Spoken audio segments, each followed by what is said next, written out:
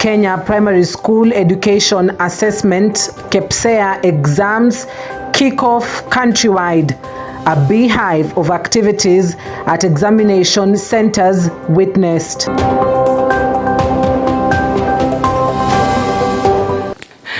Well, thank you for joining us. I'm being informed I said the last month of October. My God, forgive me. The last week of October. Well, my name is Cynthia Nanjala. Let's get this show started. We begin from the corridors of court, where Deputy President Gachagua has appealed a recent ruling by a three-judge bench of the High Court that upheld the authority of the Deputy Chief Justice to constitute judicial benches.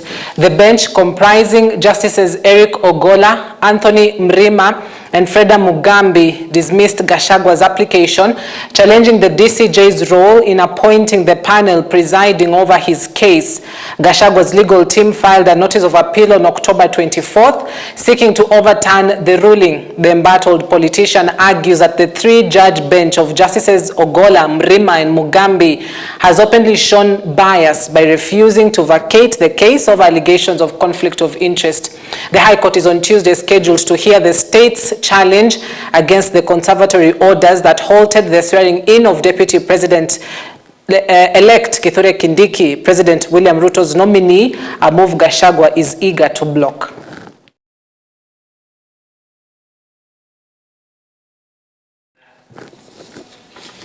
Now, if you've got a student university, this is something you might want to hear. Now, the University Academic Staff Union has announced a nationwide strike by lecturers in all public universities effective midnight, Monday, October 28th. WASU had issued a 7-day strike notice which expired on Monday following unresolved disputes with the government regarding the implementation of a return-to-work formula agreed upon during negotiations on September 26th. Beginning midnight, all public university operations will be halted as WASU states that the attempts to engage in dialogue with the government have been unsuccessful. If you have given a member 7%, it will show. And we are not dealing with illiterate people. Don't know how to calculate 7% and 4%. So you cannot cheat them. And you want WASU officials to be part of that manipulation? That one we will not do. I want to tell WASU members, wherever they are, just work today up to midnight. Work today up to midnight.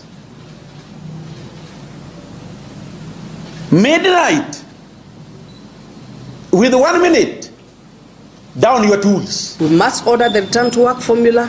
We must honor the recognition agreement that we have. And we are also telling the government that it is time CBS are negotiated in time. When there is delay in negotiation, somebody starts sitting back and saying this figure is too high. If CBS are negotiated and implemented in time, nobody would have a problem, and that's what we are calling for. We cannot be at the end tail of our CBA and we are still being taken round and round in circle. The Kenya Primary School Education Assessment KPSEA examinations began on Monday. The assessment, which is part of the competency-based curriculum CBC, will be administered between October 28th and 30th. Over 1.2 million grade 6 learners are expected to sit for the exams across 35,573 centers in the country. Some 143,026 officers will be involved in the administration of KPSEA exams. Education Cabinet Secretary Julius Ogamba supervised the distribution of KPSEA papers at the Kenya National Examination Council's container in Westlands on Monday. Now, candidates sat for the mathematics paper in the morning, which was followed by the English paper mid-morning. We have a candidature of 31,634. Of these 31,000, 15,774 are boys and 15,860 are girls. We have a total of 581 assessment centers in the whole county. And of these 581, 387 are public schools. assessment centers in public schools. We have other 194 assessment centers in all the center managers are present. They are able to pick the exams. Necessary security arrangements have been made, and the exams are secure. All arrangements are set. We have no doubt that this is going to be a successful exercise. We are working together with all the agencies to make sure that the exams are delivered and they are credible as the government has planned. And no, so far so good. There are no incidences up to now. All the 290 centers in the county have around 12,000 candidates. Everything is set and all is well so far. No incident has been reported so far, and all arrangements have been made. Kama kaunti ya Kakamega tuko na mashule 1113. Asubuhi ya leo kila shule iko tayari kuanza mtihani wa KPSEA. Tumefanya preparation za kutosha. Kila shule imechukua mitihani yao asubuhi hii. Kila kitu iko sawa na wanafunzi wetu wanaenda kukadia mitihani yao, na tuko na hakika watafanya vizuri katika hii assessment ya KPSEA. Katika hii center tumehimiza wanafunzi wafanye assessment yao kwa utulifu, sababu wamekuwa prepared according to yale ambao tumeambiwa na mwalimu mkuu. Wamekuwa prepared vizuri. Still in the education sector, the Kenya Union of Post-Primary Education Teachers, KUPPET, has rejected the proposed amendments that would integrate junior secondary schools, JSS, within primary schools framework as comprehensive schools. Speaking at the KUPPET Kericho branch annual general meeting, KUPPET Assistant Treasurer Ronald Tonui stated that JSS should remain at a distinct educational level. He said it should remain separate from primary schools to safeguard teacher mobility and ensure a conducive learning environment tailored to the developmental needs of junior secondary school students. We want JSS to be on its own, to stand alone, not to be under primary. Not to be under primary, because those are separate entities. If you read the Constitution, Schedule 4, it talks of primary and secondary. So that there should be a clear distinction. But for junior secondary school and senior secondary school, there should be teacher mobility. You can decide one time, I want to go to senior school, you go and teach there. You want to go to junior school, you go and teach there. But remember, senior school is going to be pathways. Your school may decide to be a science-only school, and you are teaching humanities. What will happen to you? Then you can say, you can go to JSS or you go to a art school. So that is why we need to have that teacher mobility. And also there is going to be talent school.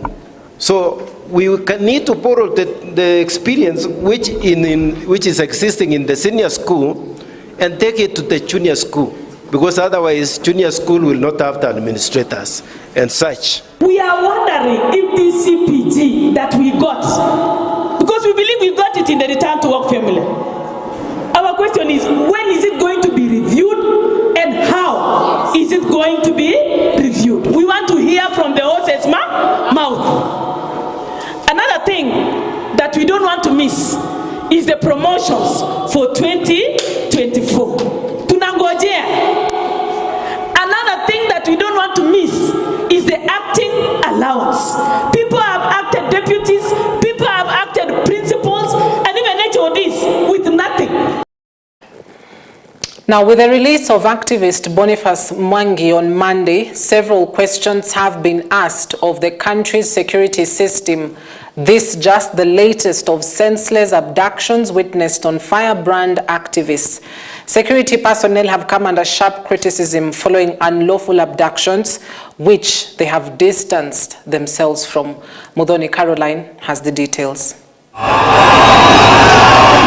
Since the June-July Gen Z protest, there exists a chilling mystery that remains unsolved on unexplained abductions, almost becoming a new normal that individuals vanish without a trace and their abductors are nowhere to be found after the individual's release. Activist Boniface Mwangi was on Sunday morning picked by unknown persons from his home in Machakos. This comes after he revealed plans to infiltrate and occupy the Standard Chartered Marathon, which was to take place the same day he was abducted. He stated that he was picked from bed at around 7:15 a.m. by 6 unidentified police officers and was later released after spending a night at Kamukonji police station. Imagine if I was in the house alone without my kids, I would have been disappeared. And I was telling them, they know me. Everyone knows me. Nuruddin, Haji, Ruto, everyone knows me. If you summon me, I'll show up. I'm a law-abiding citizen. I don't commit crimes. So if I had committed any crime, just summon me, I'll show up. Don't abduct me, keep me for 24 hours, and when I wake up in the morning, they don't even have a charge. And I'm telling the police, investigate, then arrest. Don't arrest, then investigate. So they arrested me without investigations.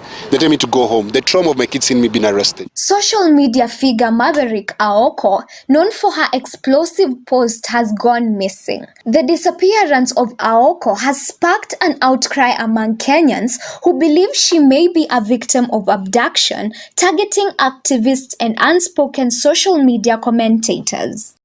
During the anti-government protest by the Gen Zs, Bob Njage and two brothers Aslam and Jamil Longton were abducted after taking part in the protest on the 19th of August. They were later found dumped at Gachagua border of Kiambu and Nairobi after a month. This release came on the heat of the contempt charges hanging over the head of Deputy Inspector General of the Administration Police Gilbert Masengeli over the whereabouts of the three. Their abductors are not yet found to date. Dr. Austin Omondi, also known as Japrado, the founder of Medics for Kenya, an initiative that was providing first aid services to demonstrators who got injured during the protest, was abducted during a blood donation drive at the Skin Union on the Forest Road. Dr. Omondi was actively participating in a humanitarian event aimed at assisting injured protesters during the Gen Z demos when he was forcibly taken by individuals in a vehicle bearing the registration number KCU 819H. He was released hours later after being allegedly kidnapped in Nairobi, his abductors still remaining unknown. Leslie Muturi, the son of former Attorney General and current CS Public Service Justin Muturi, was abducted by unidentified individuals shortly after leaving a lounge on Dennis Pritt Road. They dragged him off his car and bundled him into a getaway vehicle, which sped away immediately and left his car abandoned by the road. He was later released in a police station where he had been kidnapped. To date, his abductors have not yet been discovered. The wave of abductions has left a staggering sense of despair for families who continue to seek for justice and answers. Continuously, DCI has distanced themselves from the mysterious act often criticized by complacency by Kenyans. Note that the recent happenings are an absolute and blatant violation of human rights and the rule of law, and the lost lives have not been accounted for in any appropriate way by the government of the day. We call upon the Director of Public Prosecutions to immediately invoke his powers as donated by Article 157(4) of the Constitution of Kenya and direct the Inspector General of Police to urgently conduct investigations and prosecute the perpetrators of these extrajudicial killings and involuntary deaths, that they be held to account. Muthoni Caroline reporting for EBN News. Good question. Now, Kakamega County Governor Fernandez Baraza is urging Treasury Cabinet Secretary John Mbadi to swiftly release funds to counties as numerous county projects are stalled due to a lack of finances. According to the governor, approximately 60 billion shillings is needed to implement various development initiatives, including road construction. Meanwhile, Likuyani Member of Parliament Innocent Mugabe is also appealing to the national government to distribute funds through the CDF funds to reach more citizens. Nachukua fursa hii kuambia waziri wetu wa fedha serikali kuu CPA John Mbadi kuhakikisha kwamba pesa ambazo county zinadai ni shilingi bilioni 60, pesa za mwezi wa Septemba na mwezi wa Oktoba. Tunahitaji hizo pesa ili kufanikisha maendeleo, na pia nachukua fursa hii kuwatambua senators wetu wote.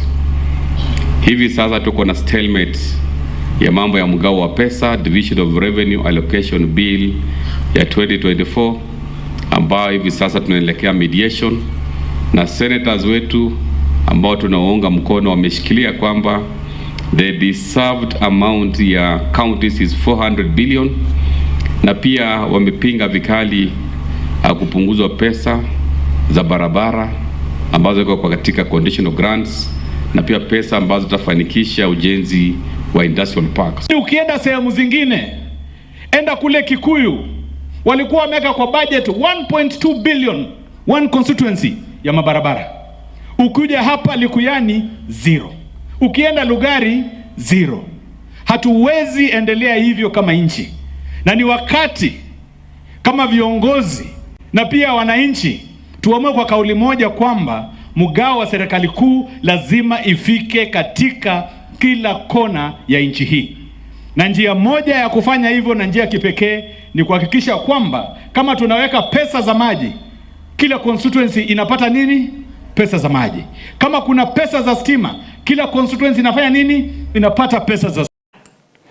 Now we cross to a different county, Bungoma. It is relief for patients in Bungoma County after the county's referral hospital opened an emergency room, as well as receiving modern medical equipment, which cost more than 9 million shillings. Our reporter Duncan Koba has more.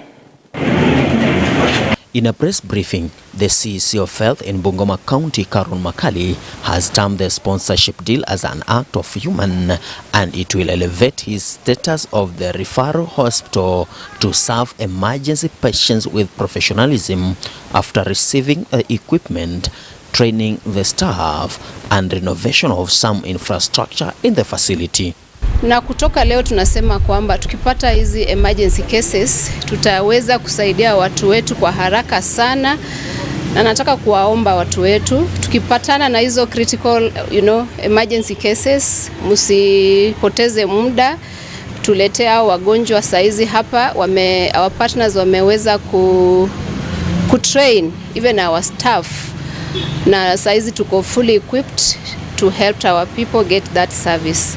On his part, the director of Rotary of Tare from Australia, Dr. Grace Minor, said that he is satisfied with the performance of the hospital, where its staff have committed to serve the patient, and through the new equipment, they will speed up the service. Without them, this project won't be possible because we need reliable project partners. But also, we work with your local Bungoma County doctors.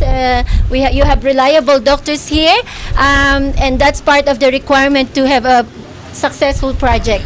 So another donor for our project is the Rotary Club of Baldwin in Victoria in Australia. They actually donated about 50,000 Australian dollars for this project. And then the Rotary Club of Gloucester, and of course our partnership with DAC Foundation. They have donated majority of the medical equipment that you could see in the new emergency department. So I look forward hearing about how you're using the emergency department. We are all about bang for bucks. If you use the equipment well, we are rewarded. And the director of emergency and medicine program in the country, Emily Nyagak, says that the county of Bungoma showed the need for funding which they dedicate to Rotary Club. From the statistics in terms of the emergency cases that they were handling on a day-to-day basis and the infrastructure available, there was need to improve on that. So the county put in the request. We evaluated it, again looking for enabling partners, And with that, we were able to renovate Bungoma County Referral Hospital. On his part, the hospital medical superintendent, Dr. Simon Kisaka, says that through that funding and sufficient training, they are ready to serve patients from Western region in general. His sentiments being emphasized by the Director of Health and Sanitation, Dr. Caleb Wata, together with the Chief Officer in charge of the Department of Health, Dr. Magrima Mayama, saying that the referral hospital in Bungoma is currently capable of handling emergency patients well. We have modern equipments,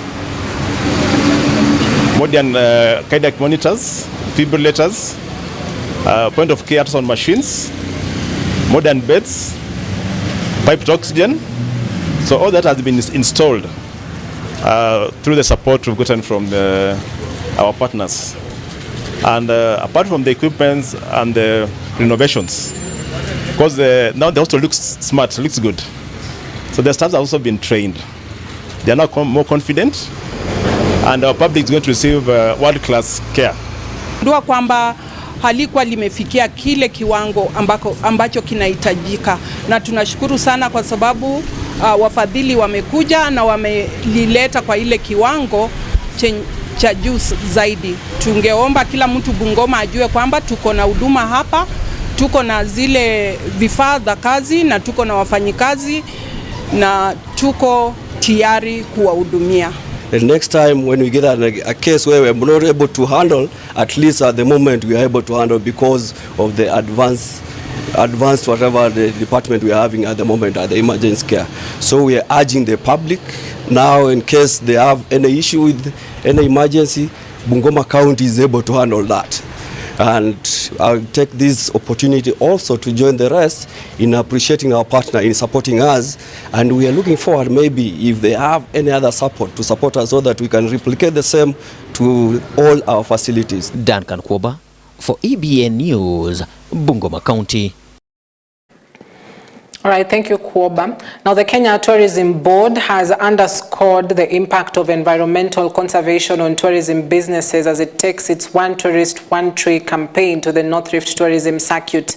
The CEO, June Jepkemei, says destinations with robust environmental conservation initiatives have recorded strides in sustainable tourism business. Speaking during the tree planting exercise at the iconic Wall of Fame in Eldoret's Arboretum, Jepkemei noted that Kenya stands a chance of getting global recognition conservation through enhanced forest cover.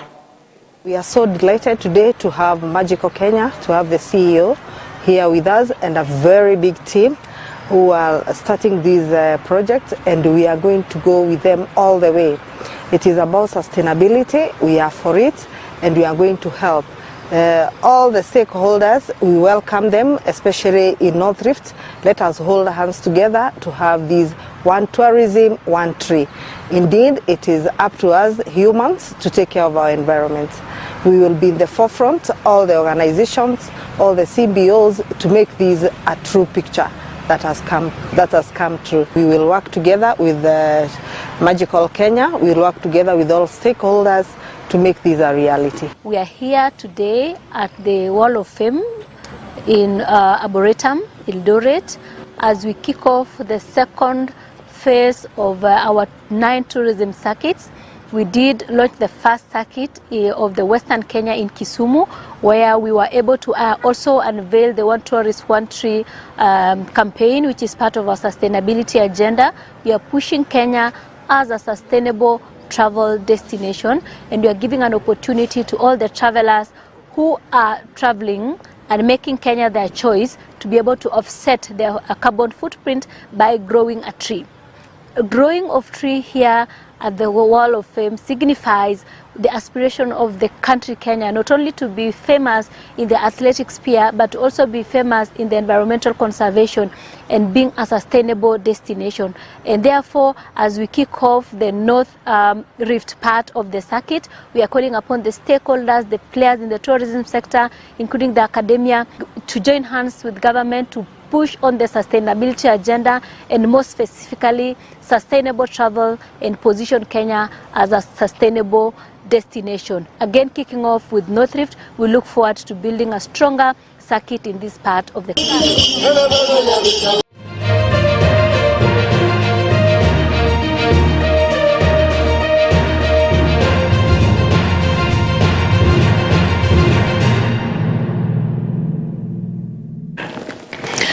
Now, National Super League leaders 3KFC dropped points at home after drawing 1-1 with visitors Naivas FC at the Moi Stadium in Embu. The host led in the first half, which they controlled comfortably, but conceded in the second half when the visitors came back determined to get a point.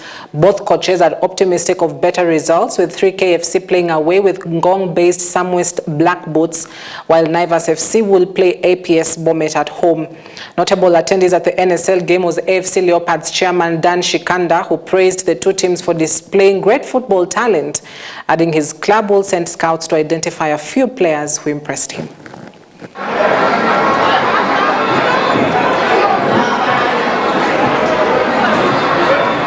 Ndani kuona league match ya Naivas versus the home team 3K, na tumeenjoy good talent, kiwanja kizuri. The field is better than Machakos and Thika. 1-2 hatukufunga, lakini tunashukuru Mungu kuna hiyo chance tumepata tukaweza kufunga. Otherwise league iko sawa, iko tough. We'll encourage the boys just to keep working hard. Tuko 11th position because it's too early for league. Yeah? This is the 6th game. So we'll still be working on our finishing. My chances we utilize, but I think kutoa point moja pia wewe is a plus. Because pia mali tulikuwa we were not in a good position, tuko tumesago kidogo, but this is a positive step to the team, so I think it's a plus for the team. Now kuanzia hapa things will be better. Bungoma County are the champions of the County Assembly Games, CASA, held in Bungoma County. In the games, which involved 17 different fields, Bungoma emerged victorious by winning more medals. At the same time, the county are the new football champions after defeating Homa Bay 5-3 through penalty shots after a draw in regular time. The squad will lead Kenya to the East Africa competition for world representatives in Rwanda. Ingwa Kenya nzima wa CASA, Secretary General atakosaje kutoka hapa Bungoma? Inamaanisha sisi tunaweza na lazima tupeleke pia vipaji, kukuza vipaji kwa vijana wetu kule chini. Ni raha iliyoje CASA 5th edition the year 2024 football imekuja nyumbani. Ni safari ya Rwanda ambayo imeanza rasmi. Hata Mheshimiwa Brian aone vibaya, hatujali. I mean, they sure do know how to express themselves, Bungomans, as we love to call them.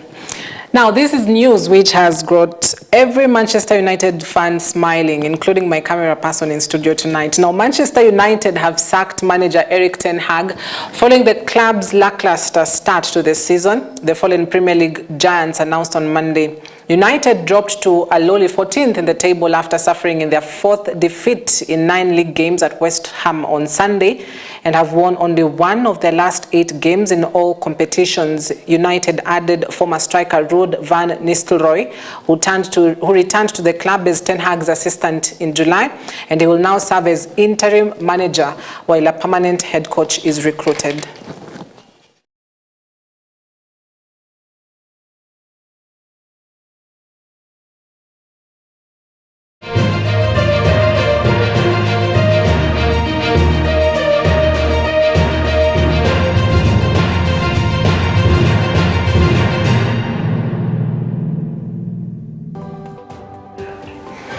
All right, 1/2 mark, and that is where we want to wrap it up tonight.